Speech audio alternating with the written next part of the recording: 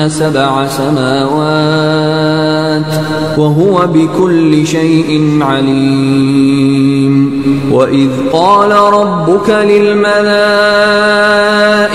إني جاعل في الأرض خليفة قالوا أتجعل فيها من يفسد فيها ويسفك الدماء ونحن نسبح بحمدك ونقدس لك قال إني أعلم ما لا تعلمون. وعلم آدم الأسماء كلها ثم عرضهم على الملائكة فقال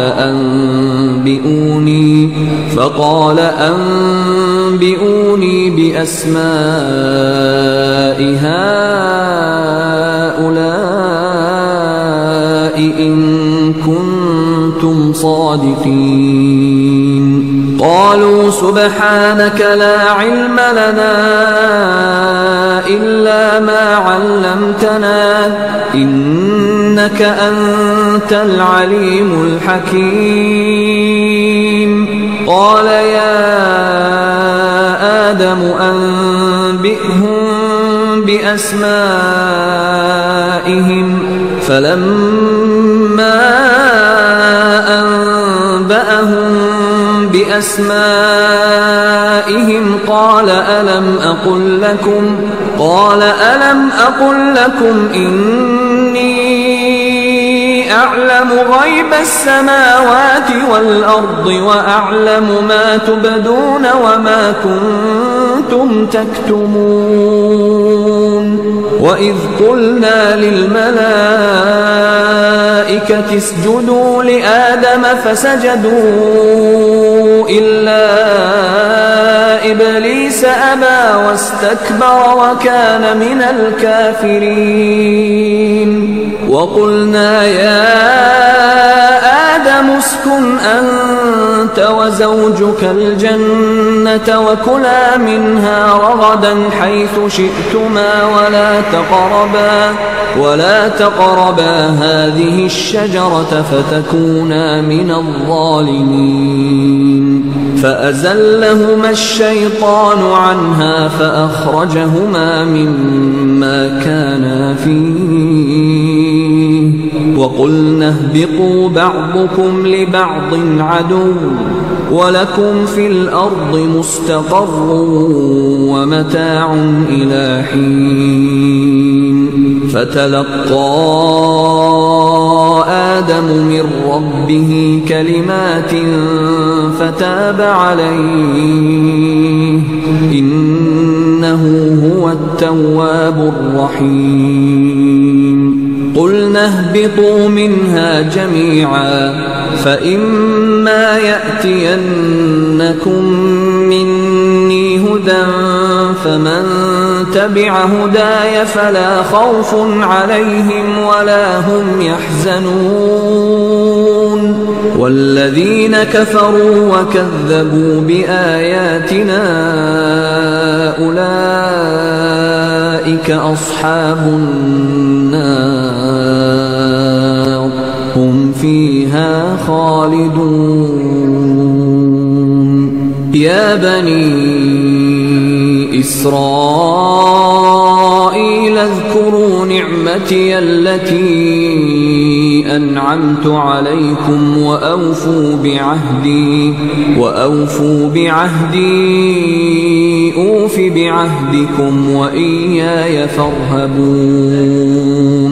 وآمنوا بما أنزلت مصدقا لما معكم ولا تكونوا أول كافر به ولا تشتروا بآياتي ثمنا قليلا وإياي فاتقون. ولا تلبسوا الحق بالباطل وتكتموا الحق وأنتم تعلمون. وأقيموا الصلاة وآتوا الزكاة واركعوا مع الراكعين. أتأمرون الناس بالبر وتنسون أنفسكم وأنتم تتلون الكتاب أفلا تعقلون واستعينوا بالصبر والصلاة وإنها لكبيرة إلا على الخاشعين الذين يظنون أنهم ملاقو ربهم وأنهم إليه راجعون يا بني إسرائيل اذكروا نعمتي التي أنعمت عليكم وأني فضلت منها شفاعة ولا يقبل منها شفاعة ولا يؤخذ منها عدل ولا هم ينصرون وإذ نجيناكم من آل فرعون يسومونكم سوء العذاب يذبحون أبناءكم ويستحيون نساءكم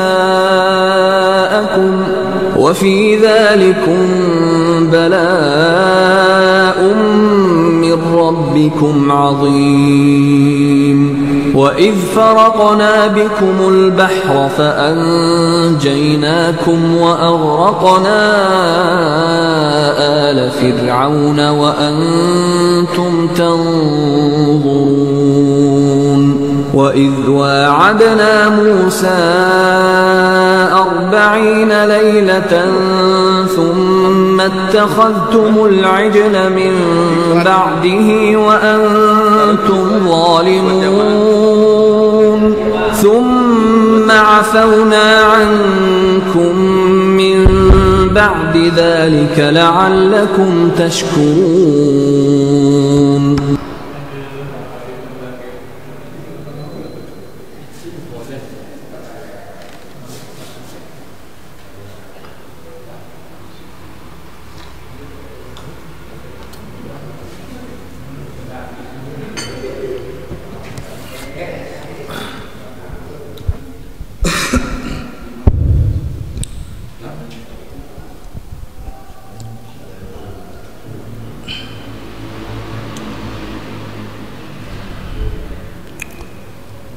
Bismillahirrahmanirrahim. Assalamualaikum warahmatullahi wabarakatuh.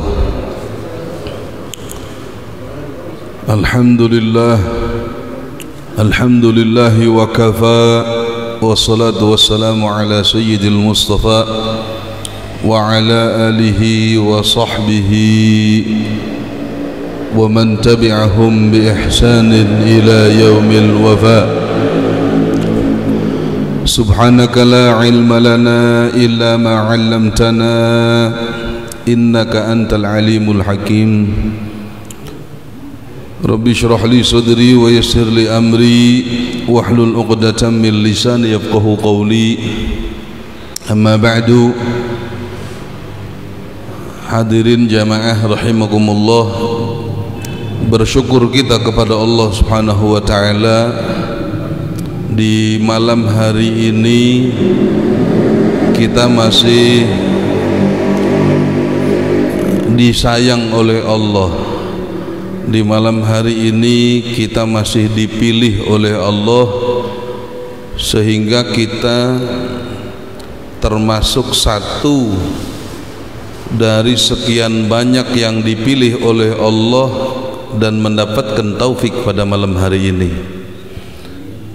Digerakkan hatinya, diringankan langkahnya untuk sama-sama mengaji di Masjid Al-Munawwar sambil kita sama-sama niat i'tikaf.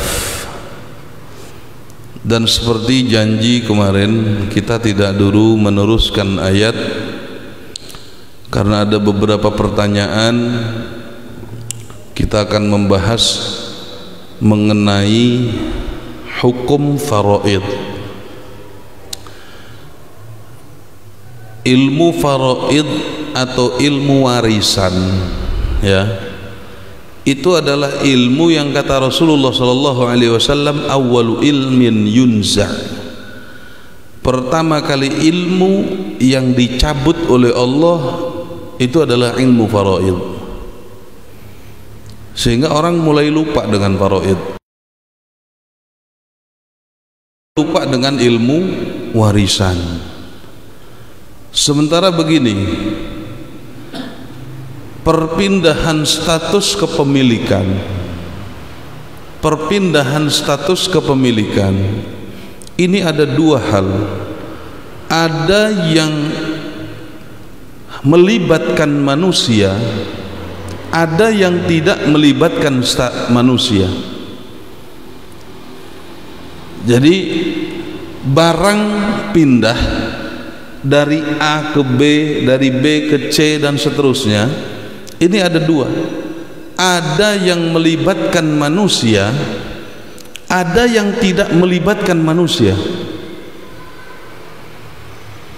Nah, yang melibatkan manusia ini ada yang disyaratkan harus ijab qabul, ya, seperti transaksi jual beli. Sumpama kita beli burung perkutut gitu ya. Nah, ini harus ada ijab qabul. Ijab itu penyerahan, qabul penerimaan. Ini pun orang sudah mulai lupa. Bagaimana dulu orang tua kita ngajarkan ke kita, ketika kita jual beli ada istilah apa? Seren tampi, ya. Mun di Sunda ya apa? Seren? Iya, seren sumeren atau seren tampi. Biasanya menyanggakeun nya abdi nampi, itu ada. Meskipun, dan ini menjadi syarat, karena Rasulullah SAW dalam satu hadis beliau mengatakan innamal bai'u antaradhin, jual beli itu pondasinya saling ridho. Sementara ridho itu tempatnya di mana? Ridho itu tempatnya di hati. Maka Al-Imam Syafi'i mengatakan salah satu hal yang menunjukkan seseorang ini ridho yaitu harus ada ucapan, yang mana ucapan ini representasi dari apa yang ada di dalam hati. Makanya Imam Syafi'i mensyaratkan harus ada ijab qabul. Mau beli gorengan, mau beli apalagi mobil, apalagi beli-beli yang mewah, itu harus ada ijab qabul.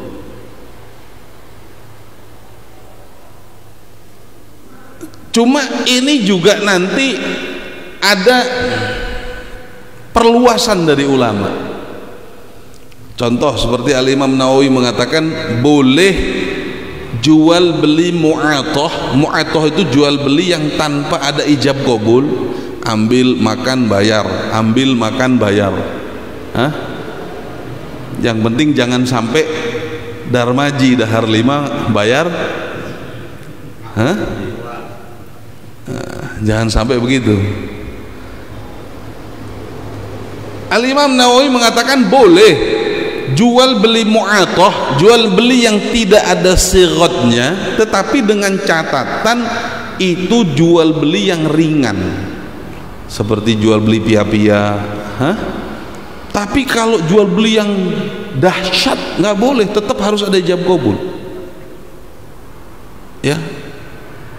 Ini kadang-kadang ijab qabul itu dianggapnya nggak begitu penting, ya. Ada orang beli handphone berapa, udah dibeliin, udah selesai, nggak ada ijab qabul. Padahal status pindah kepemilikan ketika melibatkan manusia, yang pertama harus diantara tiga. Kemudian ada yang diwajibkan qabul saja, ijabnya enggak. Ini melibatkan manusia. Contoh seperti hibah. Hibah itu apa? Pemberi pemberian. Seumpama saya diberi perkutut, perkutut deh. Makanya ada pepatah begini, idza ahabba syai'an kasura dzikruh. Orang itu kalau lagi seneng sesuatu pasti diulang-ulang tuh ngomongnya. Seumpama ada orang ngasih perkutut, ini tidaklah pindah perkutut ini kecuali diterima, dan diterima itu harus ada qabd. Makanya kalau seumpama saya bilang, Yon, nih saya kasih handphone, Yon, nih saya kasih handphone, kemudian belum diterima, belum diambil sama Yoyon, saya bilang nggak jadi, nggak apa-apa, karena status kepemilikannya belum pindah. Kapan kepemilikan handphone ini pindah? Ketika diterima sama Yoyon. Paham ya?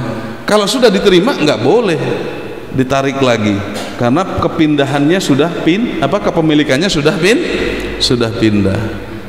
Mencek istilah kolot mah bisi pabalik letah mana no? Saya bingung tuh pabalik letah maksudnya naon. Ya.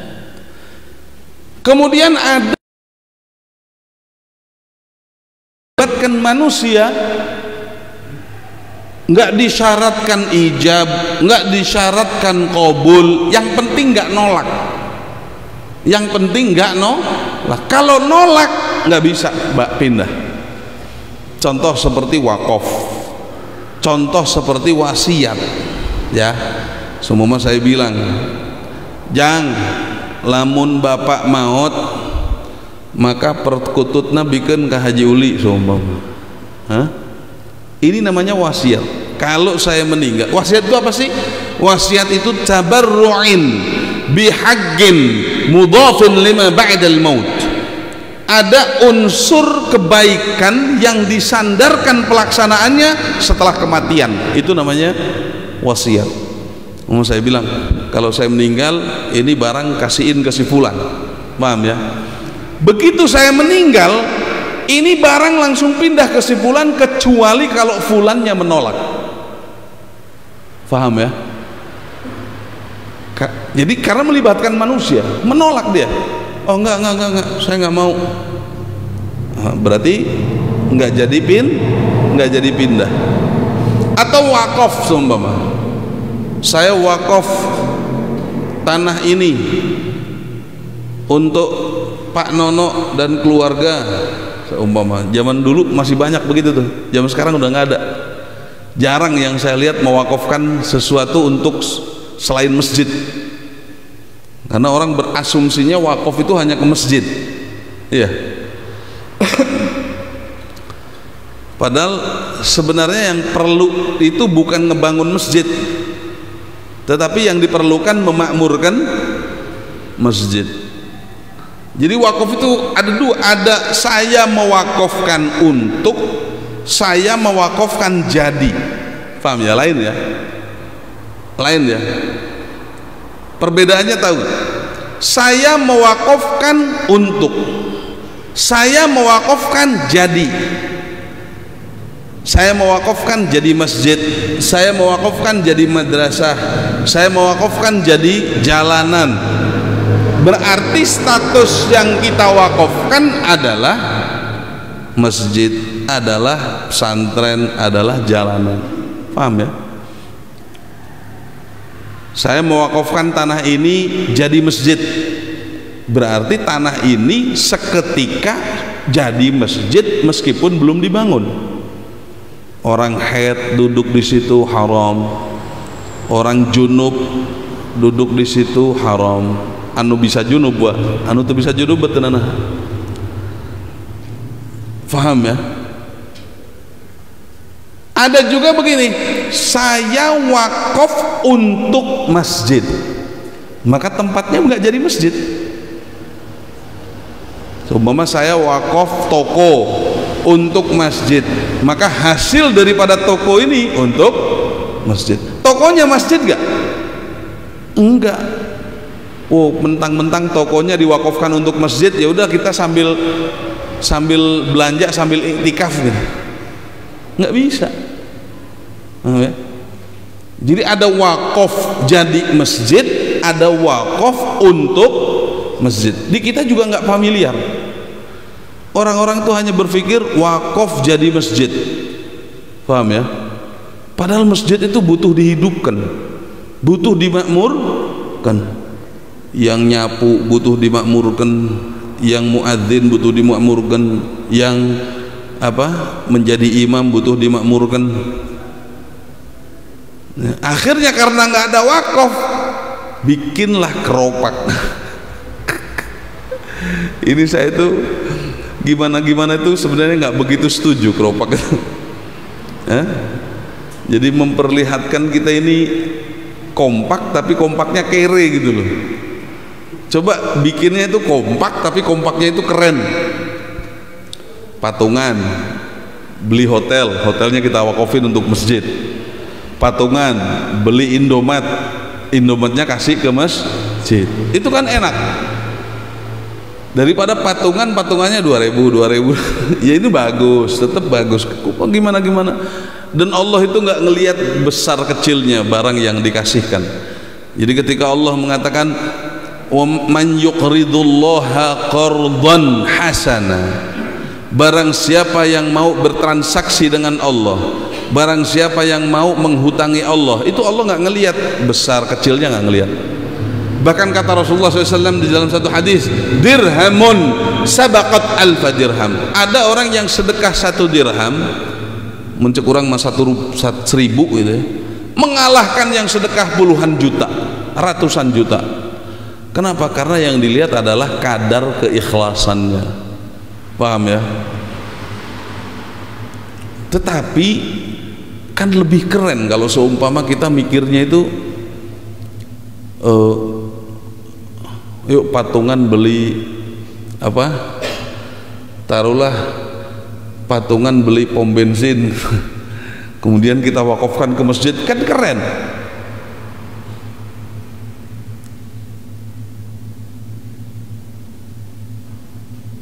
Di kita jarang nih yang begini, wakaf air. Padahal wakaf air itu manfaatnya luar biasa. Diceritakan ada 3 arbabil waqf yang punya kedudukan di hadapan Allah. Yang pertama, wakaf yudahi tahrir, seperti masjid, pondok, itu yang pertama. Kemudian yang kedua, wakaf air, punya mata air kita wakafin untuk masyarakat umum, untuk masjid.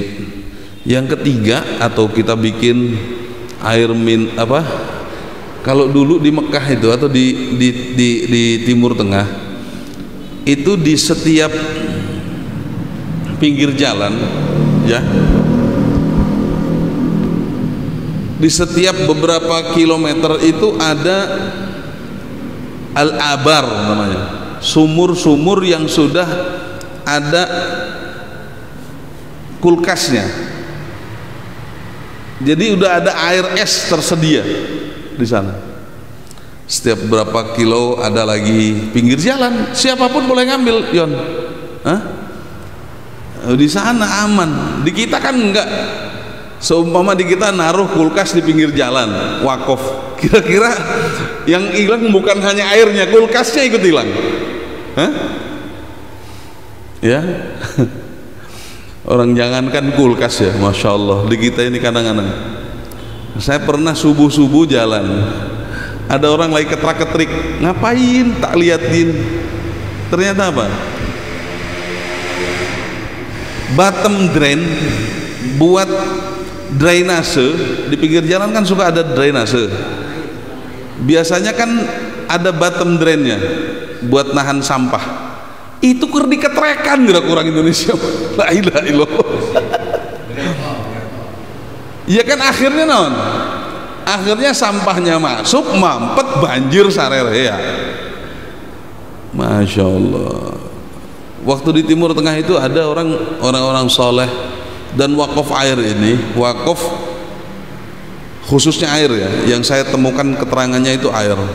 Itu manfaatnya tidak hanya ke pribadi, tetapi ke keluarga. Ya, saya punya temen, ayahnya luar biasa dulu, bupati,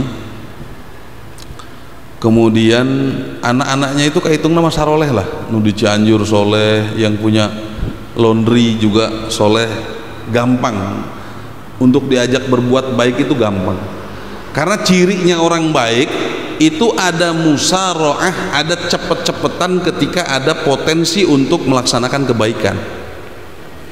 Cirinya orang yang nggak jelas males untuk melaksanakan kebaikan. Sampai di Al-Quran dijelaskan, wa idza qamu ila sholati qamu kusala. Kalau mau sholat males, nah itu berarti nggak jelas nih orang. Tapi kalau orang baik selalu cepet-cepetan, selalu cepet-cepetan.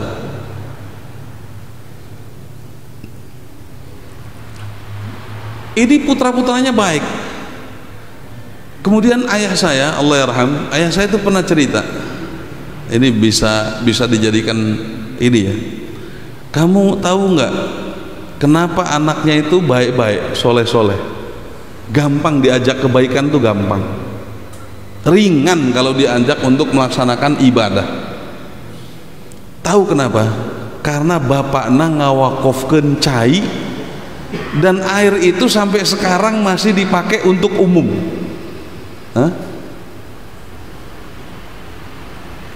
Ente apal mungkin ya, yang di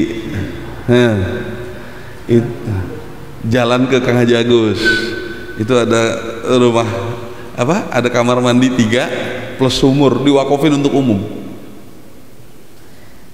Diwakofin untuk umum. Itu berkahnya ke yang lain. Karena kita itu kalau berbuat baik ya, makanya saya di sini mau berucap terima kasih. Terima kasih kepada seluruh jamaah semuanya. Kemarin kita berhasil atau telah melaksanakan peringatan Maulid, dan saya yakinkan insya Allah keberkahan itu akan datang kepada kalian. Kenapa? Karena luar biasa. Saya kadang-kadang merinding kalau dengar Maulid tuh merinding. Kenapa? Orang ikut seneng aja, ikut seneng, patung seneng, padahal orangnya nggak jelas, bahkan udah dipastikan ahli neraka. Ini orang sudah dipastikan ahli neraka. Aya jalma mun di urang mah bos lah. Kalau bos tuh kehidupannya gimana? Selalu dilayani. Iya, mau ngopi dibikinin kopi, mau ngawedang dibikinin ngawedang, mau makan disiapin makanan. Ini bos besar, duitnya banyak, partainya juga besar, sampai dia sempat sesumbar, harusnya yang jadi nabi itu saya. A'azzu malan wa aksaru malan. Saya ini orang yang paling banyak hartanya, partai saya juga besar. Ini orang sudah dipastikan masuk neraka. Kok bisa? Al-Quran yang bilang di dalam surat Al-Lahab, Allah mengatakan tabbat yada abi lahabin. Terakhirnya Allah mengatakan sayasla naran. Ini orang pasti masuk neraka, dipastikan masuk neraka oleh Al-Quran. Tapi karena dia ada andil seneng wungkul, andilnya itu seneng atas lahirnya Nabi Muhammad SAW. Dan ini hadis diceritakan di Al-Imam Bukhari ya. Jadi nggak main-main nih, bukan hadis main-main. Karena ulama itu sepakat ashahul kutub ba'dal Quran Al-Bukhari. Kitab paling sahih, kitab paling otentik, kitab paling absolut, kitab paling benar setelah Al-Quran adalah Al-Imam Bukhari. Imam Bukhari mengatakan apa dalam ada hadis yang diriwayatkan oleh Imam Bukhari, bahwa setiap hari Senin ini Abu Lahab siksanya diringankan oleh Allah. Karena apa? Karena ada rasa bangga atas lahirnya Rasulullah, ada andil. Makanya Al-Imam Ad-Dimashqi beliau mengatakan, idza kana dza jaa dhammuhu bi tabbat yada ata annahu fi yaumil isnaini yukhaffafu anhu al-'adzabu fama dhannu alladhi kana bis-sururi bi Ahmada wa mata muwahhida atau kama qala. Saya lupa, syairannya banyak. Dia bilang begini, kalau ada orang yang sudah dipastikan masuk neraka saja karena seneng atas lahirnya Nabi Muhammad itu diringankan dosanya, bagaimana dengan orang yang selalu hidupnya seneng atas kelahiran Nabi Muhammad dan meninggal dalam keadaan beriman? Makanya nggak habis pikir kalau ada orang yang nggak seneng sama muludan tuh, nggak habis pikir. Nggak habis pikir. Makanya saya berterima kasih semua jamaah yang andil, yang ngebenerin sound system, yang ngurusin dahareun, bahkan sampai yang nyiapkan parkiran, yang hadir sekalipun, saya ucapkan terima kasih. Dan saya berdoa semoga Allah dan Rasulullah membalas jasa antum-antum sekalian.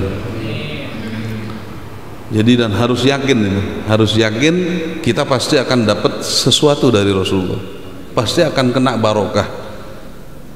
Abu Lahab itu begitu dikabarin sama pelayannya, anu tutah nyieun kopi, jadi kan dia bos nih, ngopi panggieunkeun. Orang Arab itu nggak mau kopi tiis tuh nggak mau. Makanya kenapa nih Mang Ibin baru datang umroh nih ya, kenapa di Arab tuh gelasnya kecil-kecil, Mang Ibin? Tahu di Arab kenapa gelasnya kecil-kecil? Kalau gelas Zam-Zam deh, bukan pelit, bukan. Kok disebut pelit? Enggak, bukan pelit itu. Orang Arab itu nggak mau kalau nggak fresh. Teh harus selalu hangat, kopi kudu selalu hangat. Makanya dikasih sedikit. Nanti begitu ini habis diisi lagi, habis diisi lagi. Ini ada orang yang tukang melayani selalu di sampingnya, nggak bisa kemana-mana, nggak bisa kemana-mana. Tehna habis. Jadi pernah lihat drakor Korea nggak? Bos itu kalau lagi ngobrol di sampingnya suka ada pelayan, nanti 2 menit datang, 2 menit datang, ya begitu tuh. Itu begitu datang ngasih kabar, bos, Aminah udah lahir, anaknya laki-laki. Oh, udah, kamu nggak usah melayani saya, kamu melayani Aminah sana. Saking senengnya ponakannya lahir, itu tukang ngelayani dimerdekakan. Kamu merdeka, kamu melayani Aminah, barangkali Aminah butuh sesuatu, sok duduk di situ, duduk di sana, temenin. Gara-gara kitu wungkul jalma bisa dapat berkah, coba bayangin. Makanya yang kemarin patung pihapia, nu patung non aya nu patung sampe, bahkan sampuna dibawa ke Pekalongan, talus, kacang, semuanya. Abdi yakin ketika anda semua membuat itu, membikin itu, membawa itu atas dasar cinta sama Rasulullah SAW, pasti akan mendapatkan sesuatu dari Rasulullah SAW. Ya. Ya Mang Surman ulah pusing Mas, wah aing capek sorangan bae, tenang kepang dekeutna jeung Kanjeng Nabi.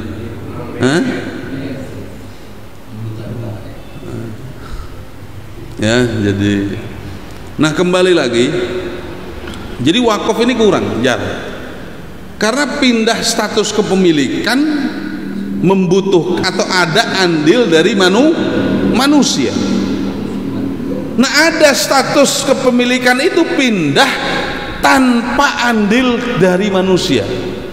Ya, jadi tadi saya bilang kepemilikan sesuatu statusnya pindah kepada orang lain itu ada dua. Ada yang andil manusia, ada yang enggak andil manusia. Kalau yang andil manusia ada yang disyaratkan ijab qabul, ada yang disyaratkan nggak usah ada ijab, yang penting ada qabd penerimaan seperti hibah. Nggak usah ada juga yang nggak perlu ada qabd, yang penting nggak menolak seperti wasiat dan wakaf. Paham ya? Karena masih ada andil manusia. Ya. Tetapi ada pindahnya kepemilikan dari A ke B tanpa ada andil manusia. Orang nggak ada yang tahu, ternyata udah pindah. Apa itu? Warisan. Warisan pindah. Seumpama Kang Nono, begitu Kang Nono meninggal, itu secara otomatis langsung pindah tuh. Si anaknya dapat berapa, istrinya dapat berapa, istri nuka dua, boga tuh. Ngomongnya itu dapat berapa, nanti ininya dapat berapa, semua itu udah ada yang nentuin. Pindah secara otomatis, kita tanpa sadar. Begitu meninggal langsung pindah.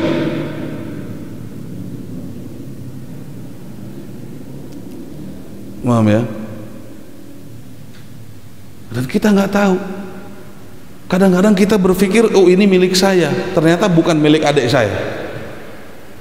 Ini milik saya, ternyata bukan, di sini ada miliknya orang tua saya atau ibu saya.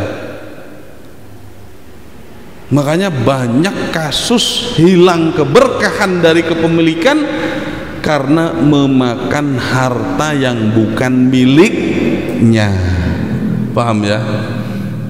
Jadi sekali lagi, pindah yang tanpa ada andil manusia adalah warisan.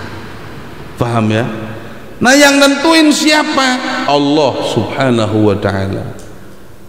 Anak ini berapa, istri berapa, kalau istrinya meninggal suami dapat berapa.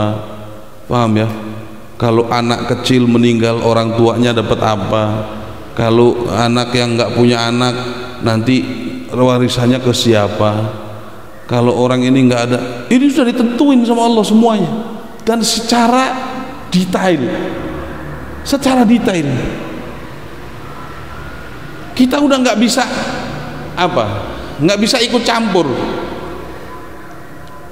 Nah, cuman ada kewajiban di antara kita untuk mengingatkan. Kenapa? Karena ketika seseorang meninggal,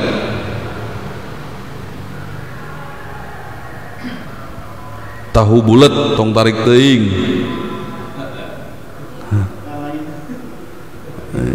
Tahu bulat harusnya jangan kenceng-kenceng tuh ya, tahu bulat. Atau nggak apa-apa kenceng tapi sekali.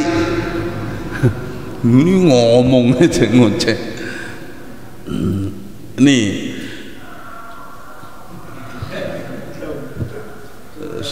Bian suruh diam san, lagi ngaji gitu.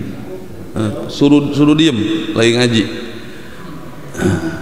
Sekali aja. Tuh kan sampai wing pokoknya. Tadi Nabi ke mana?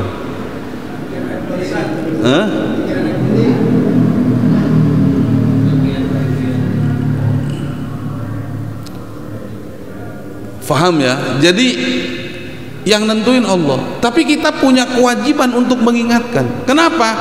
Ketika seseorang meninggal, nih ingat-ingat ya, ini ruhnya muallak. Kalau orang ini orang mukmin, maka arwahnya dikumpulkan bersama orang-orang mukmin. Paham ya? Kalau orang mukmin, arwahnya dikumpulkan bersama orang-orang mukmin. Ini ada khilaf antara sahabat. Ada yang mengatakan, Sayyidina Abdullah bin Abbas mengatakan di Multazam. Ya, kemarin Mang Ibin ke sana tuh. Ketemu tuh arwah-arwahnya di situ semua. Ada yang mengatakan fi bi'ri Zamzam, di sumur Zamzam dikumpulkan di situ. Ma'asyuhada was-salihin wal anbiya wal mursalin wa hasuna ulaika rafiqa. Bersama orang-orang saleh sampai ke nabi kumpul di situ arwah. Begitu orang-orang kafir juga sama. Arwahnya orang kafir dikumpulkan di sumur namanya sumur Burhud. Sumur apa? Burhud di Cipada. Enggak, di sana di Oman ya. Saya pernah mau masuk, itu begitu mau masuk dengar suara jeritan dari dalam. Dan itu disaksikan oleh semua orang, teman-teman juga dengar. Jadi sumurnya mengerikan. Katanya arwahnya kufar, kata Rasulullah, dikumpulin di situ. Begitu juga yang mukmin tadi dikumpulkan di mana? Di Multazam dan di sumur Zamzam.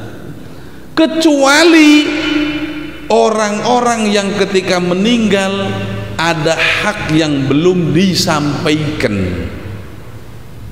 Haknya ada berapa? Ada 5. Catat baik-baik di 5. Biasanya kita hanya fokus di yang satu. Biasanya kita fokus di salah satu dari 5 ini. Salah satu dari 5 yang biasanya kita concern, utang piutang. Iya. Waktu mau dikubur barangkali ada yang punya utang. Ada yang silahkan datang ke keluarga ya, itu kita hanya fokus di sini. Pada ada 5. Kalau 5 ini belum diselesaikan, maka arwahnya bergentayangan, tidak dikumpulkan dengan orang-orang soleh. Kesian orang tua kita, kesian keluarga kita. 5 itu apa aja? Yang pertama, al-muta'alliq bi'aini tarikah, hak yang berhubungan dengan peninggalannya. Ingat, peninggalan. Apa itu peninggalan? Peninggalan itu nggak hanya toko, nggak hanya mobil, tidak hanya tanah. Paham ya? Peninggalan almarhum adalah ma khallafahul mayyit min malin au haggin, sesuatu yang ditinggalkan oleh almarhum yang masih berharga ya, atau hak. Contoh seperti hak pensiun, paham ya, hak pensiun dan lain sebagainya, paham ya, atau sesuatu yang berharga meskipun harganya remeh ya. Mohon maaf nih, kalau saya meninggal, ini berharga nggak? Berharga. Berarti ini punya siapa? Loh, ya saya kan meninggal. Kalau saya meninggal nih, berarti ini punyanya siapa? Punya istri saya, punya Hasan, punya Husain. Kalau Hasan Husainnya kecil, berarti ini punyanya orang anak ya yatim. Baju saya, kaos saya, sarung saya, bahkan celana dalam, bahkan sendal, itu semuanya jadi warisan. Banyak orang sembarangan.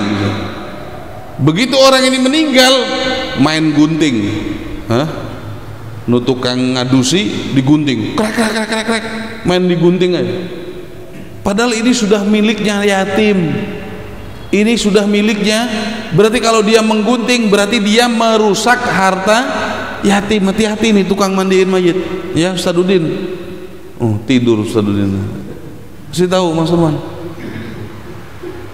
Udah, hati-hati.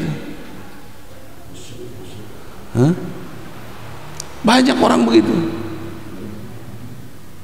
Begitu meninggal main gunting aja. Padahal ketika orang ini meninggal, berarti bajunya milik siapa? Ahli waris. Kalau ahli warisnya ada yang yatim, boleh nggak dirusak? Nggak boleh, harus minta izin. Minta izin ke siapa? Ke anak kecil. Ya nggak bisa, orang anak kecil tuh nggak bisa ngasih izin. Emang anak kecil boleh ngasih izin? Anak kecil itu diperbolehkan memberikan izin hanya 4 hal. Di antaranya adalah nyuruh masuk orang. Seumpama ada tamu, jang pangungkakeun pantok, suruh masuk. Nah ini nggak apa-apa, izinnya diperbolehkan. Atau ad-da'awa, seumpama kita mau syukuran, saya panggil, San, panggilin Pak RT San, suruh makan di rumah. Nah ini manggil begini, izinnya diperbolehkan. Tapi selain itu nggak boleh anak kecil. Makanya kalau kadang-kadang ada budak letik sok dioloan, kerdahar cilok, dioloannya, osok tuh, hati-hati tuh, itu makanannya nggak halal itu. Anak kecil kalau dioloan, kemudian dia ngasih, ini nggak halal ini. Kenapa? Karena anak kecil itu belum bisa memberikan izin. Paham ya? Nggak boleh. Ini kita kadang-kadang suka dioloan, udah letik kerdahar penta hiji, nggak boleh. Yang ada kita kasih. Paham ya? Ini hati-hati ya. Jadi harta warisan itu semua yang berharga, meskipun harganya harga second atau harga yang terendah sekalipun. Jadi kadang-kadang orientasinya kalau orang itu mikirnya kalau warisan itu tanah, rumah, mobil, rata-rata yang gede. Kalau baju dianggapnya bukan warisan, main gunting, main buang. Ini juga warisan. Paham ya? Yang pertama, tadi ada 5 hal. Yang pertama yang berhubungan langsung dengan tarikah, seperti zakat. Seumpama peninggalannya, ada salah satu peninggalannya itu toko yang sudah waktunya mengeluarkan zakat, atau ada salah satu peninggalannya kambing, jumlahnya ada 200 ekor dan harus mengeluarkan zakat, maka harus dikeluarin dulu. Paham ya? Itu yang pertama. Yang kedua, mu'anut tajhiz bil ma'ruf, ongkos untuk ngurusi mayit ya. Jangan dilihat sekarang ya, jangan dilihat di Indonesia. Kalau di yang lain Masya Allah ngurusi mayit air aja beli ya. Di kita air gratis, di yang lain air beli. Di kita yang ngeduk kuburan gratis, di yang lain nyewa, tanahnya nyewa. Nggak ada istilah gratis. Paham ya? Ini ongkos ngurusi mayit. Kemudian yang ketiga, nah ini yang ketiga yang rame biasanya, utang piutang. Dan ini Masya Allah punya andil. Makanya dulu sampai Rasulullah aja suruh nyolatin orang. Rasulullah itu disuruh nyolatin orang. Ya Rasul, ada seorang sahabat meninggal, disuruh nyolatin. Kemudian diberitahu bahwa orang ini punya utang. Rasulullah nggak mau nyolatin. Sallu ala akhwaikum ya, kamu sholat aja, saya enggak. Sampai ketika ada yang menjamin hutang tersebut, dia bilang, oh iya saya mau ikut sholat. Itu yang ketiga.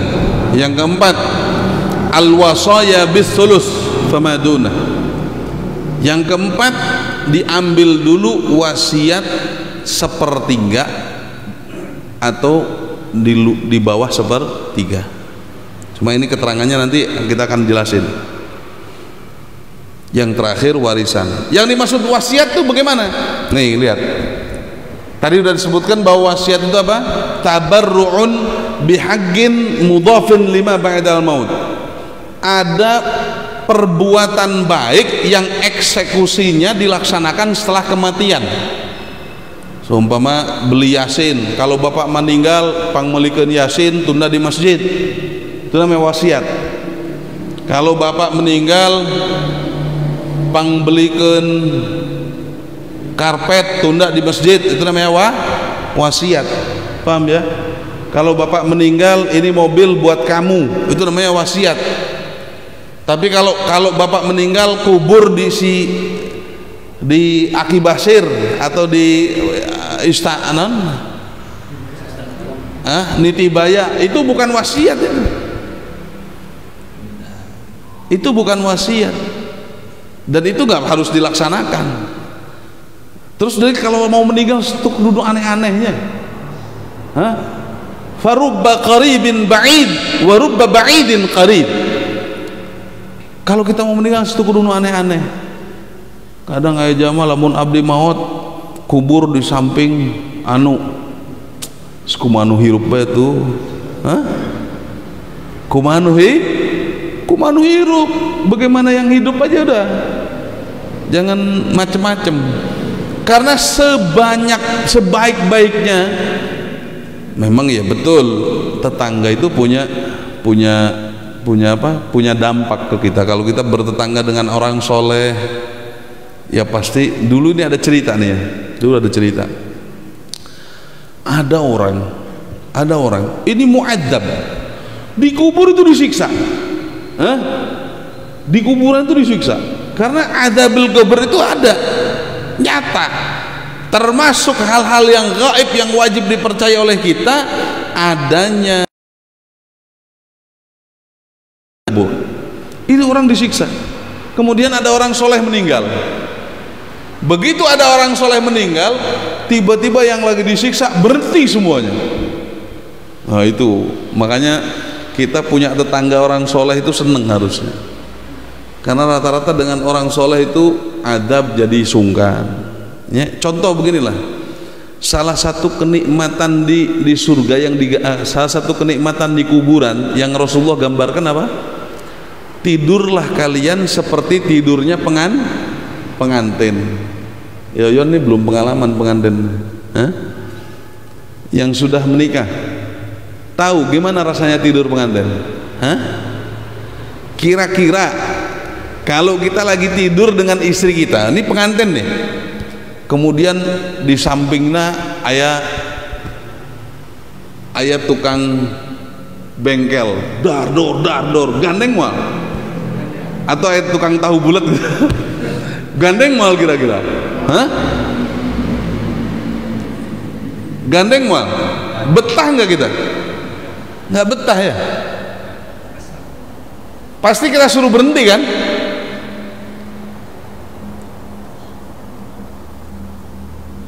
Makanya konon diceritakan setelah orang yang soleh ini meninggal, itu malaikat disentak apa itu, ganeng sia aing eksare.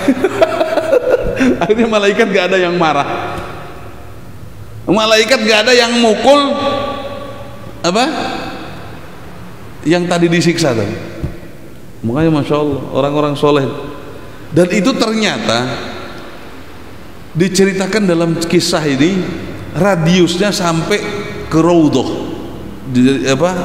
Huraidah itu jaraknya sekitar 60 kilo. Jadi ada orang yang 60 kilo disiksa. Begitu ada yang soleh meninggal di sini, dikubur di sini, itu malaikat nggak mau gandeng, dicarekan tuh, gandeng sih aing eksare. Kabur malaikat. Karena memang itu ya, orang-orang baik itu punya syafaat.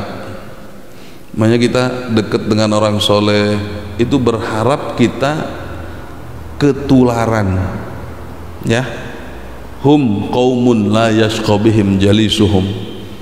Jadi ketika kita dekat dengan orang baik, rumah kita nempel dengan orang, kalau orang dulu, masya Allah, orang dulu, mertua saya itu diem di satu daerah, nggak ada penduduknya, tapi karena ini orang soleh, akhirnya orang-orang pada ngikutin, bikin rumah di sampingnya, bikin rumah. Sekarang jadi desa, jadi rame. Kenapa? Karena dengan kita bertetangga dengan orang soleh, minimal kita akan kecipratan rahmatnya Allah subhanahu wa ta'ala. Tidak hanya ketika masih hidup, udah meninggal pun sama. Makanya Haji Jeki cicingna di Tanjung Sari, mung di Ancaran, deket jeung pondok, kena berkahnya. Paham ya? Itu cerita. Jadi kalau seumpama, tapi kalau seumpama wasiat, saya kalau meninggal karena geus rumah saya, rumah saloba dosa, tolong dikubur di sampingnya orang soleh gitu. Oh? Yang ada ban orang soleh dan dipacangkan ke orang soleh. Kan itu orang membuat duran yang mana gitu. Makanya banyak orang yang dikubur di tempat soleh tetapi walaysa minas salihin.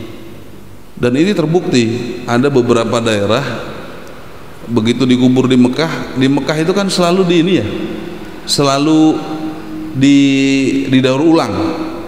Mambusyah itu artinya daur ulang. Kalau udah hancur diambil sisanya ditaruh di kuburan yang lain, ini dipakai yang lain kuburan ini.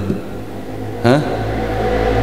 Nah, ada salah satu orang yang nggak jelas dikubur di situ, ya.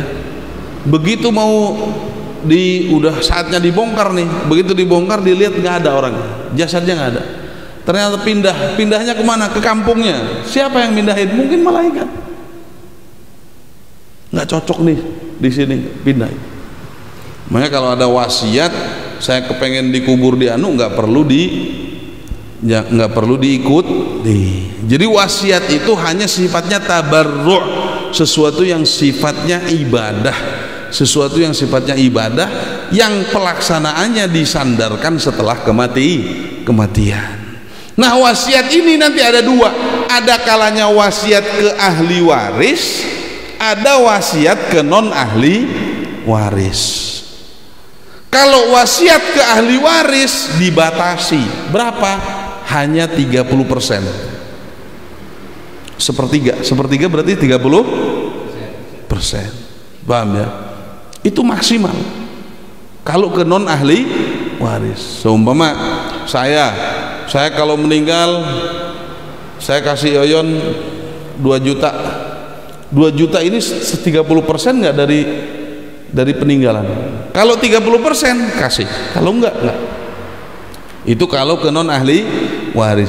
Tetapi kalau ke ahli waris, sekecil apapun wasiat harus ada persetujuan dari seluruh ahli waris. Paham ya?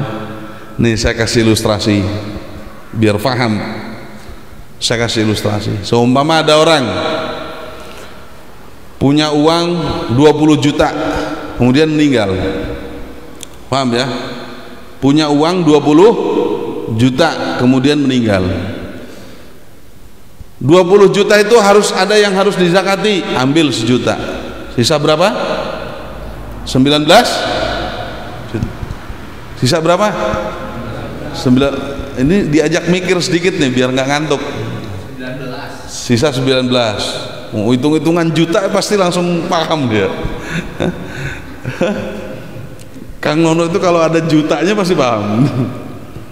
Nah, kemudian setelah diambil zakat buat ngurusi jenazah 500.000, sisanya berapa? 18,5. Kemudian yang ketiga tadi apa? Yang pertama tadi zakat, yang kedua ngurusi jenazah, udah. Kemudian yang ketiga apa tadi? Hutang piutang. Dia punya utang. Berapa utangnya? 2,5 juta. Sisa berapa? Hah? 3 juta deh. 3 juta. 15. Sisanya 15 juta, ya. Berarti dari peninggalan 20 juta diambil buat zakat, diambil ngurusi jenazah, diambil utang, sisa 15. Ada wasiat gak? Ada. Wasiat nanti ke orang lain, bukan ke ahli waris, ke Yoyon umpama. Berapa wasiatnya? Wasiatnya 6 juta. Kalau saya meninggal, si Yoyon bere 6 juta jangan modal kawin umpama. Sementara 6 juta sisanya tadi berapa? 15. 30% nya berapa? 5 juta. Sementara wasiatnya berapa? 6 juta. Nah, yang 5 juta kita kasihkan ke Yoyon, yang 1 juta kita ambil, kita tanyain ke ahli waris, ini yang 1 juta kasihin ke Yoyon apa jangan? Kalau kata ahli waris, jangan, udah 5 juta aja. Ya udah 5 juta aja. Paham ya? Karena kalau wasiat ke ahli waris, ke non ahli waris maksimal 30%. Paham ya? Maksimal 30%. Kalau kata ahli warisnya, nggak usah tuduh karunya si Yoyon can kawin dah, tambahan 1 juta nanti bikin deui. Ya nggak apa-apa, tapi harus ada persetujuan dari ahli waris. Tetapi kalau wasiatnya ke salah satu dari ahli waris, seumpama jang si bungsu imah, nah, kan sok aya nu kitunya, jang si bungsu mah imah. Kita lihat, berarti ini wasiat ke salah satu ahli, sekecil apapun tidak jadi kecuali harus ada persetujuan dari seluruh ahli waris. Tanya kakaknya, setuju nggak? Setuju. Tanya penengah, setuju nggak? Tanya istrinya, setuju nggak? Setuju. Baru jadi. Kalau nggak jadi. Paham? Nah, kemudian kalau ini sudah 4, 1, 2, 3, 4, yang terakhir warisan, baru dibagi waris. Nah, begitu dibagi waris, orang rata-rata berpikir yang namanya bagi waris itu eksekusi. Kebanyakan orang berpikir bagi waris itu eksekusi. Imah dijual, kemudian duitnya dibagikan. Tanah dijual, kemudian duitnya dibagikan. Bukan. Bagi waris itu bukan eksekusi. Bagi waris itu memberitahu haknya masing-masing. Paham ya? Kalau eksekusinya terserah. Makanya ada orang sampai ada bilang begini, tanuh ge naon? Tanah kuburan ge basuh keneh geus ngomongkeun salah. Justru harusnya sebelum dikubur ngomongkeun warisan teh, supaya almarhum kita, orang tua kita dikumpulkan dengan orang soleh, sama seperti dikubur ngomongkeun masalah hutang piutang. Paham? Harusnya sebelum dikubur. Ini ada orang bilang tanuh belum kering udah ngomongin waris. Kenapa?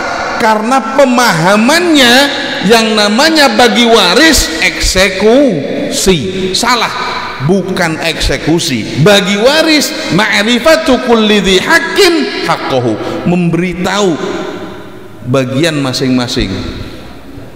Ya, bagian masing-masing itu contoh begini, ibu, istri ketika si mayit punya anak berarti istrinya dapat 1/8. Kalau nggak punya anak istrinya dapat 1/4. Suami kalau punya anak berarti dapatnya 1/4. Kalau nggak punya anak dapatnya 1/2. Saudara perempuan dapatnya berapa? Ibu dapatnya berapa? Bapak dapatnya berapa? Cuma gitu. Adapun eksekusinya 1/6 dari seluruh harta itu berapa? Jadina mobil hiji, jadina motor, terserah, kapanpun terserah eksekusinya. Yang paling penting ma'rifatu kulli dzi haqqin haqqahu, memberitahu bagian masing-masing. Nah, ini pemahaman yang keliru. Banyak orang yang berasumsi kalau bagi waris itu eksekusi, sehingga apa? Seolah-olah tabu.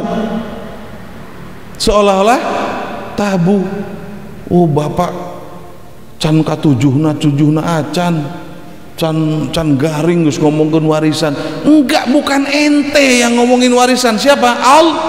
Pindahnya itu siapa yang nentuin? Allah. Paham ya? Tadi saya bilang bahwa warisan itu pindah status kepemilikan yang tidak ada andil manusia. Ya, itu betul-betul Allah yang mindahin. Paham ya? Justru kalau sayang sama almarhum, lamun karunya ke almarhum, Begitu meninggal langsung dikasih tahu, nih warisannya ini, ibu dapatnya sekian, ini dapatnya sekian, ini dapatnya sekian, terserah eksekusinya kapan. Sama seperti ketika mau dikubur, siapa yang punya utang silahkan datangi, begini kan, begitu, supaya mayit bebas. Paham ya? Paham nggak? Ini penting nih, karena saya hampir di semua kajian di apa jarang ada yang ngebahas ini. Bab ini jarang ada yang dibahas. Padahal ini sangat penting. Tapi ketika tidak dibahas, ya saya iyakan aja. Kenapa? Karena kumaha cek Rasulullah, ilmu faraid awwalu ilmin yunza. Pertama kali ilmu yang dicabut oleh Allah Subhanahu wa ta'ala. Oh, dicabutnya karena memang tidak disiarkan oleh para kiai.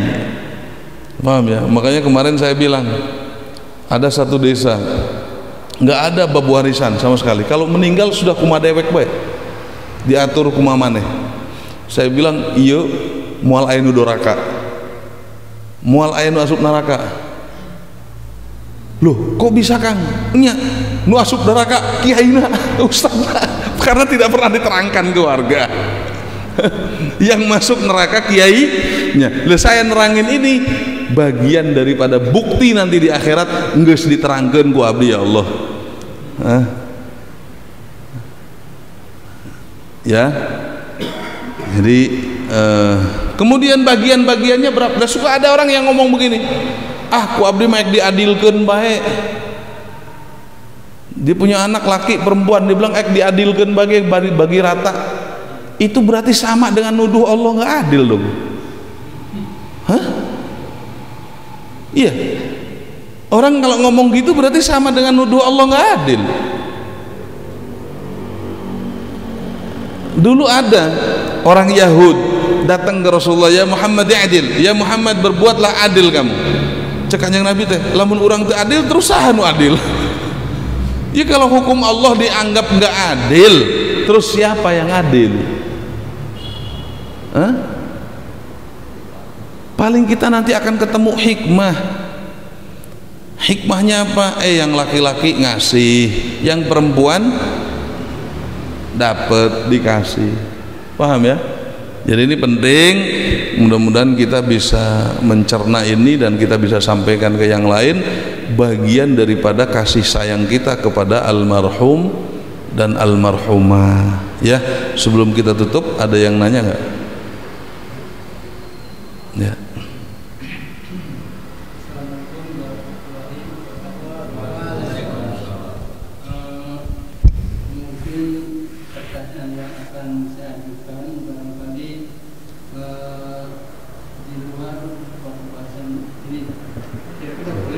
Boleh. Yang pertama yaitu bahwa kita di hari Maulid ini itu secara umum atau sedunia ini mengadakan suatu peringatan Maulid. Nah, yang saya tanyakan, siapa yang pertama kali mengadakan Maulid dan dari mana? Itu yang pertama. Yang kedua, pada hakikatnya kita sudah ditakdirkan oleh Allah itu ada yang ahli surga dan ada ahli neraka. Nah, sedangkan kalau kita sudah ditakdirkan dengan demikian, padahal harus berusaha untuk semaksimal mungkin dalam mencapai surganya Allah. Nah, ini dengan pernyataan yang demikian itu mohon penjelasan. Ya. Itu saja barangkali yang ingin saya tanyakan. Wassalamualaikum warahmatullahi wabarakatuh. Waalaikumsalam warahmatullahi wabarakatuh. Pertanyaan yang pertama, siapa yang pertama kali melaksanakan Maulid? Yang pertama kali kita harus tahu dulu. Kita buka dulu dari etimologi bahasa. Maulid ada maulud. Kalau maulid berarti tempat dan zaman. Zaman itu waktu. Waktu yang waktu kelahiran Nabi dan tempat kelahiran Nabi. Tapi kalau maulud kan suka ada yang muludan, maulidan. Nah, saya jelasin dulu nih biar nggak salah paham. Kalau redaksinya maulid, berarti yang dimaksud adalah tempat dan waktu, paham ya? Tapi kalau maulud berarti yang dilahirkannya, paham ya? Berarti mana nu bener, maulid apa maulud? Dua-duanya bener. Kemudian peringatan maulid, apa sih artinya peringatan? Selamatan, ya, syukuran. Ekspresinya apa? Setiap orang macam-macam. Orang syukuran itu kan ekspresinya macam-macam. Ada orang syukuran 17 Agustus akan kemerdekaan, sebelah kiri kita dangdutan, sebelah kanan kita munajat sama Allah, sebelah kiri kita panjat pinang, sebelah kanan kita lomba apa. Itu ekspresi terhadap syukuran. Nah, kemudian siapa yang pertama kali menyuruh maulid? Allah. Dan siapa pelaku pertamanya? Dulu zaman Nabi Yahya, zaman Nabi Isa. Di Al-Quran dijelaskan, wassalamu alayya yauma wulidtu wa yauma amutu wa yauma ub'atsu hayya. Keselamatan untukku di hari di mana aku dilahirkan, di hari di mana aku jadi keselamatan itu sudah ada dari sana. Meminta selamat. Syukuran itu kan meminta bersyukur, meminta selamat dia. Nah, kalau di zaman Rasulullah, siapa yang pertama kali merayakan, mengingat-ingat? Rasulullahnya sendiri. Rasulullah sendiri. Bagaimana ketika ditanya dalam hadis Rasulullah SAW, limadha sumta yaumal isdaini wal khamis, kenapa engkau berpuasa di hari Senin dan di hari Kamis? Apa jawab Rasul? Fihi wulidtu, di hari Senin itu saya dilahirkan. Artinya Rasulullah merayakan itu, mengingat-ingat itu, mensyukuri itu dengan cara ekspresi yang berbeda. Kita berekspresi mungkin dengan bersedekah, dengan membaca sejarahnya, dengan mengupas kehidupannya. Rasulullah ekspresinya dengan berpuasa, paham ya? Adapun memberi makan, bersedekah dan lain sebagainya, ini khilaf. Ada yang mengatakan orang Mesir, ada yang mengatakan Al-Malikil Muzaffar, ada yang mengatakan Fatimiyun, ada yang mengatakan banyak. Tapi pada dasarnya itu semua adalah bentuk daripada ekspresi, paham ya? Nah, kalau pembacaannya, sejarah-sejarahnya, siapa yang pertama kali membaca sejarah? Allah Subhanahu wa ta'ala. Allah Subhanahu wa ta'ala dalam Al-Quran mengatakan, nahnu naqussu 'alaika min amba'ir rusuli ma nusabbitu bihi fu'ada. Saya ceritakan sejarah nabi-nabi sebelumnya. Berarti sejarah itu sudah ada dalam Al-Quran ya.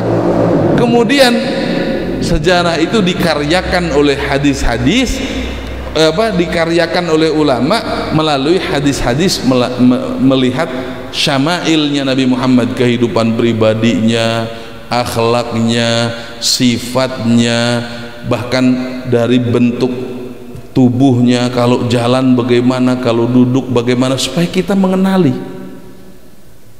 Jadi kalau ditanya siapa yang pertama kali merayakan maulid, dari mulai zaman dulu sudah ada sebelum Nabi Muhammad, Nabi Yahya, Nabi Isa, ya. Masa kita kalah sama Nabi Isa? Kan saudara-saudara kita non muslim aja kelahiran Yesus gitu ya, paham ya? Dan Rasulullah pernah bilang, jangan mengagungkan kami berlebihan. Itu konteksnya apa? Konteksnya waktu itu melihat orang Nasrani menganggap Nabi Isa sebagai nabi, sebagai Tuhan. Orang ini menganggap Musa sebagai, Yahya sebagai ibnullah, Uzair ibnullah, orang-orang Yahudi. Nah, melihat itu Rasulullah mengatakan jangan berlebihan kalau ke saya. Tapi pertanyaannya, ada nggak yang kita berlebihan sampai menuhankan Nabi Muhammad? Tidak ada. Kita datang membaca sejarahnya, membaca ceritanya, diterangkan ke kita bagaimana sosok Nabi Muhammad supaya timbul rasa cinta kepada Nabi Muhammad. Paham ya? Jadi kalau pertanyaannya siapa yang pertama mulai, sudah ada sejak sebelum Nabi Muhammad. Kalau di eranya Nabi Muhammad siapa? Nabinya sendiri yang mulai memperingati. Hadisnya di mana? Di Sahih Muslim ada, di Bukhari ada. Menerangkan, kenapa kamu puasa Senin Kemis? Dijawab Rasulullah, di hari Senin itu saya dilahirkan. Tuh. Kemudian pertanyaan yang kedua, orang ini kan sudah dipastikan oleh Allah mana calon penduduk surga, mana calon yang berKTP penduduk neraka. Iya, betul. Paham ya? Makanya Syekh Muhammad ibn Ruslan beliau mengatakan dalam Alfiyahnya, inna syaqiyya la syaqiyul azali wa aksuhu sa'idu lam yubaddali. Orang yang udah sukses di akhirat sudah ditulis sukses di akhirat fi zaman azal. Begitu juga orang yang sudah ditakdirkan oleh Allah masuk di neraka, ya sudah ditulis di sana. Tetapi semua itu ada yang sudah dikandung dikasihkan ke malaikat, ada yang belum. Faham ya? Nah, yang sudah dikasihkan ke malaikat namanya takdir. Kalau yang belum namanya qadha. Nah, qadha ini masih bisa dirubah. Di antara cara merubahnya Rasulullah SAW mengatakan la yaruddul qadha illa du'a. Tidak ada yang mampu merubah qadha kecuali doa. Artinya ikhtiar kita, dan kita diminta untuk ikhtiar itu. Ya, ini kan saya belum dikasihin ke malaikat nih. Jadi kita cari tuh bagaimana untuk surga. Meskipun yang sudah dikasihkan ke malaikat pelaksanaannya sudah ditulis di sana, tetapi kita berusaha. Itu. Jadi ada takdir, ada qadha, ada qadar. Kalau qadha masih bisa dikoreksi, kalau takdir sudah tidak bisa. Makanya di Al-Qur'an Allah mengatakan apa? Yamhullahu ma yasha wa yuthbit wa indahu ummul kitab. Allah mampu merubah apa yang ditulis di sana. Faham ya? Itu saja yang nanti insyaallah kita akan lanjut. Dua lagi. Ya udah.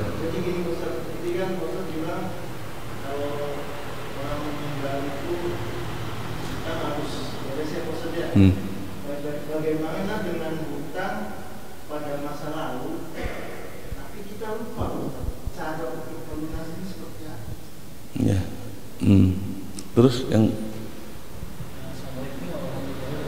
Waalaikumsalam warahmatullahi wabarakatuh. Tadi kan masalah waris ya. Seandainya tetap kita ngikuti apa yang diajarkan ya. Tapi sebelumnya ada yang secara spontan setelah dibagi itu yang laki-laki ini buat kamu sehingga terjadilah rata. Ada yang disepakati sebelumnya tetap dibaginya sesuai aturan, tapi disepakati nanti kalau dibagi rata itu secara aturan gimana? Nah, oke. Yang pertama dulu nih. Tadi kalau ada orang meninggal minum dulu ya. Sebenarnya ada yang bilang, iya kalian kan duduk dengerin nggak capek, lah kita yang ngomong nih capek.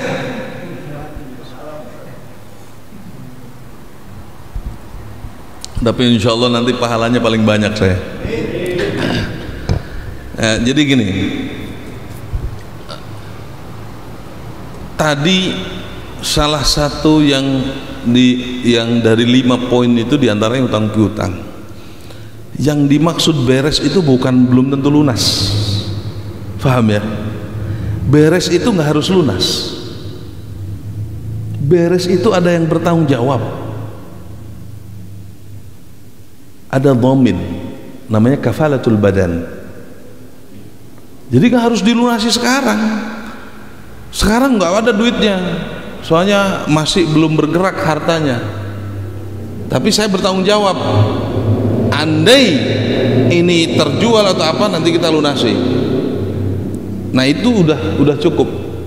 Jadi beres itu tidak harus lunas, tetapi ada yang bertanggung jawab. Nah kemudian bagaimana dengan hutang-hutang yang lampau? Mungkin baheulana darmaji, tahu darmaji? Wah, pono suri. Oh, pengalaman. Dahar 5 ngaku hiji. Dahar 5 ngaku hiji apa dahar 5 bayar hiji? Itu bagaimana, kita kan nggak tahu nih jumlahnya berapa, nominalnya berapa. Dikira-kirakan aja, dikira-kirakan, dan kalau bisa dilebihi. Ya, dulu saya juga pernah punya utang, dan utang itu mungkin 96, ya 96, baru dibayar sekitar 3 tahun yang lalu apa 4 tahun yang lalu. 96, bayangin, apa 9 berapa, 95 apa. Jadi dulu saya tuh pernah nyewa motor, kemudian di tengah jalan itu mati bensin, kehabisan. Saya nggak bawa duit. Saya bilang sama yang tukang bensin tuh, saya nggak punya duit.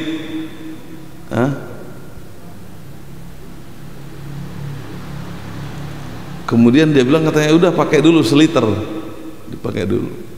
Nyampe pondok lupa, baru ingat kemarin 3 tahun yang lalu lah.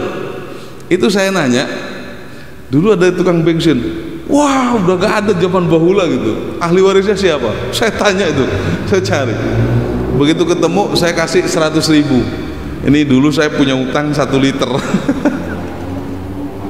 Ya, jadi dikira-kirakan ya, dikira-kirakan berapa, paham ya? Kemudian kalau seumpama kita sudah berupaya tetapi ternyata ada beberapa hal yang belum tertulis di dalam ingatan kita, perbanyaklah dengan membaca istighfar.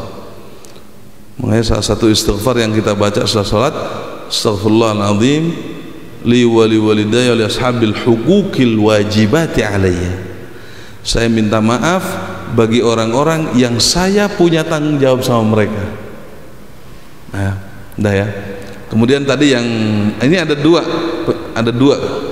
Kalau seumpama ada persyaratan sebelumnya, itu menjadikan tidak sah.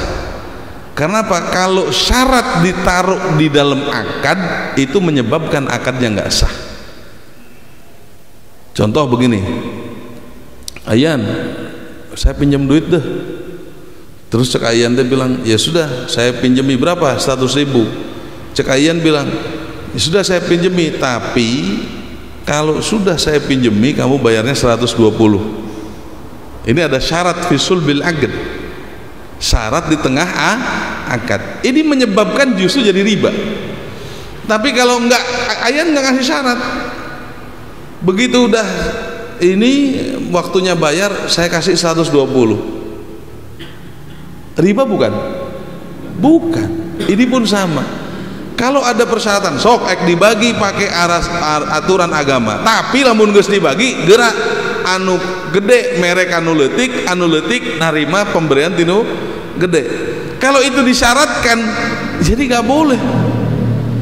Cuma kalau itu tidak disyaratkan, dah setelah dibagi yang wah abdi mah da geus panggedena panglobana mendapatkan kasih sayang dari orang tua, dan saya udah dapat pekerjaan sementara adik saya belum, ini saya kasih semua buat dia. Itu dapat pahalanya 2. Pahala yang pertama dia menjalankan hukumnya Allah, pahala yang kedua dia dapat bakti daripada orang tuanya. Paham ya? Yang penting jangan disyaratkan di dalam akad. Kalau disyaratkan dalam akad, meskipun prakteknya sama, itu akan menimbulkan hasil yang berbeda. Seperti tadi utang piutang, saya bilang Ayan saya pinjam duit 100.000, cek Ayan dah, ya udah nih tapi balikan 120. Nah ini ada syarat, tapi syaratnya di dalam akad, menjadikan itu riba. Tapi kalau seumpama nggak ada syarat, begitu saya dapat 100.000, pas saya balikin saya tambahin 20.000, nggak ada, bukan riba. Paham ya? Prakteknya sama, tetapi karena yang satu ada syarat di dalam akad menjadikan yang satu haram, yang satu sunnah. Paham ya? Sudah, kita tutup dan insyaallah kita akan lanjut di malam Kamis depan. Subhanakallahumma bihamdika asyhadu an la astaghfiruka wa atubu ilaik. Rabbana anfa'na bima 'allamtana, rabbi 'allimna alladhi yanfa'una, rabbi faqihna wa faqihna wa qarabatana fi dam. من إلى الحق دعنا والوفاء في كتاب صلى الله عليه وسلم. الحمد لله رب العالمين. السلام عليكم ورحمة الله وبركاته.